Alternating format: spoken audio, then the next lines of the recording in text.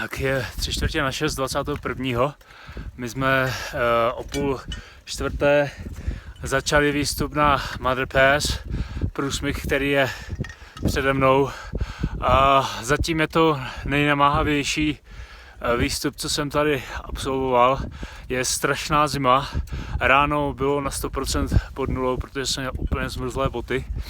A ten výstup je namáhavý v tom, že nejen, že je to strašně strmé, ale jsou tady kamenná pole, takže to strašně zpomaluje a je to jako, teď se asi poprvé cítím fakt lehce v ohrožení života, musím říct, protože fakt se bojím, já nemám dostatečné vybavení na to, potřeboval bych možná mačky, mám jenom ty minimačky.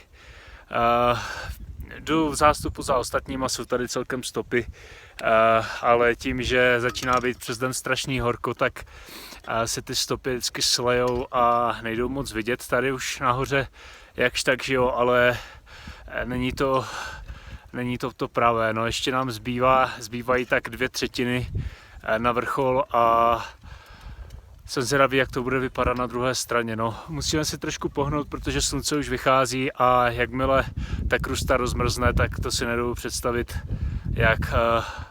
jak polezeme dolů.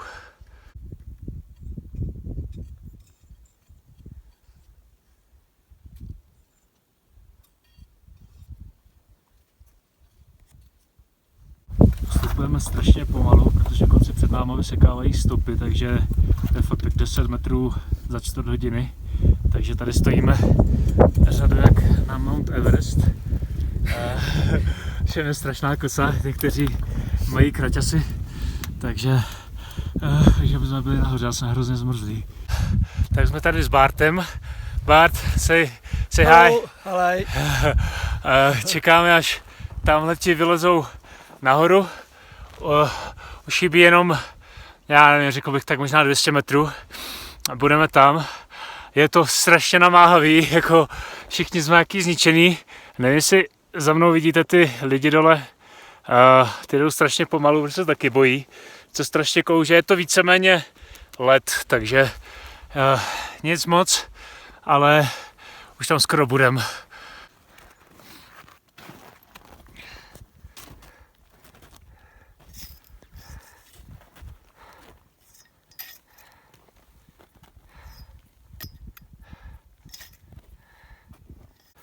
To je náš finální výstup. Můžete vidět stěna příkrá jak hajzla, už svítí slunko, takže náš přítel číslo 1.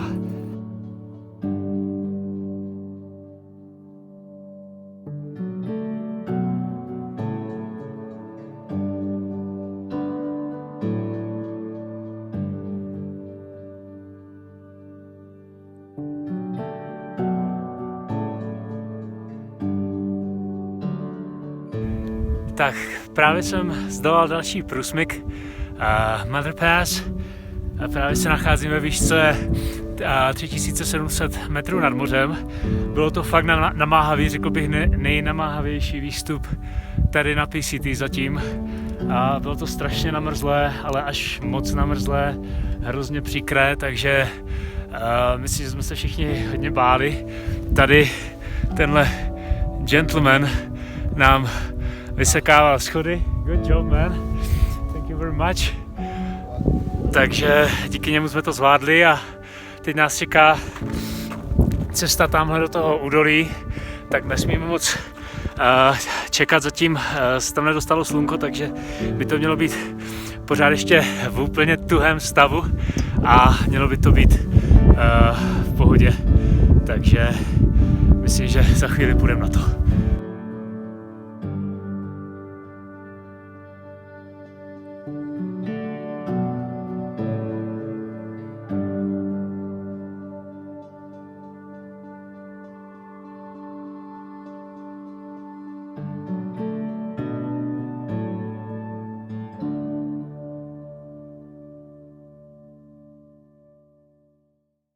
poslední, nebo aspoň doufám poslední namáhavá část byla sejít vlastně nahoře z průsmyku přes ty kameny, protože ono se to nezdá na té kameře, ale je to prudké a ty kameny to bylo prostě politý zemřelou vodou, takže jsme museli opět vytáhnout naše cepíny a lézt dolů hodně opatrně.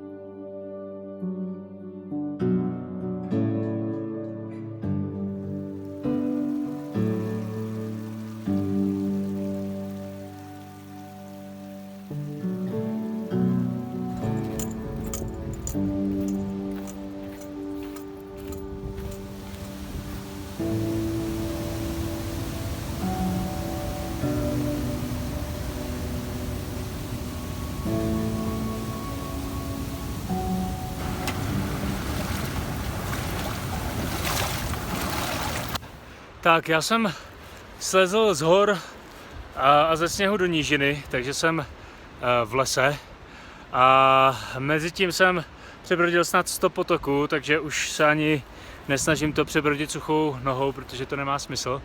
A teď jsem v místě, kde prostě teče úplně hromada vody, vůbec nevím, kde mám jít a schválně vám to ukážu. Prostě tady všude teče voda a já vůbec nevím, kde je trail. Takže tady zapadnu do nějakého močálu.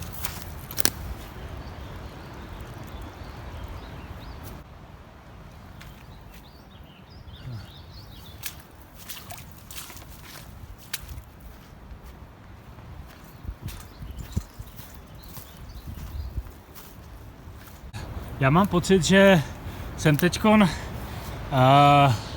v té části Sierry, kde byl Tomáš Mann, akorát tento tady měl pod vodou úplně všechno a chodil po těch kládách, pokud se nemýlím, tak já zase na tom tak špatně nejsem ještě. Nicméně vůbec nevím, kde je trail. Voda, kam se podíváš. Tak, jdu po trailu, pořádu po trailu, pořádu po trailu. Jsem v prdeli.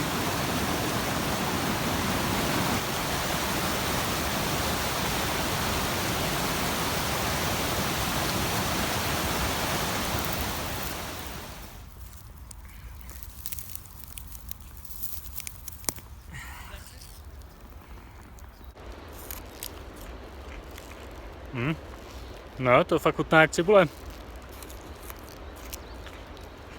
Že to není jedovatý. Krásný dobrý večer, dneska vás opět nevítám ze stanu. Musel jsem od něj trošku popojit, možná, že furt slyšíte ještě řeku. Kempujeme na krásném místě, ale tam strašný rachot. Já jsem momentálně mimo PCT za míli 830 nebo 831.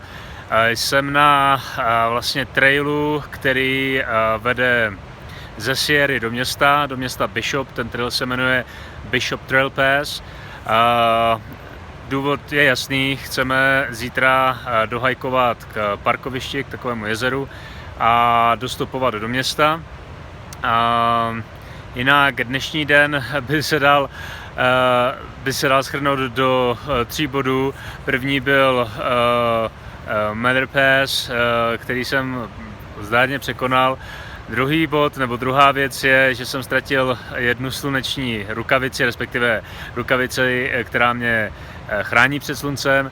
No a asi 2 minuty potom, co jsem ji ztratil a nemohl jsem ji najít, podle mě upadla někde, když jsme brodili řeku, tak jsem si rozbil i můj malý stativ, takže minimálně týden nebudou žádná selfiečka, nic takového, bohužel, musím si objednat z Amazonu nový a ten přijde nejdřív za týden, takže budu muset počkat. A ještě jedna věc na závěr. Pokud si myslíte, že srna Bambi nebo kýčovité krajinky od Walta Disney v reálu neexistují, tak jste na omylu.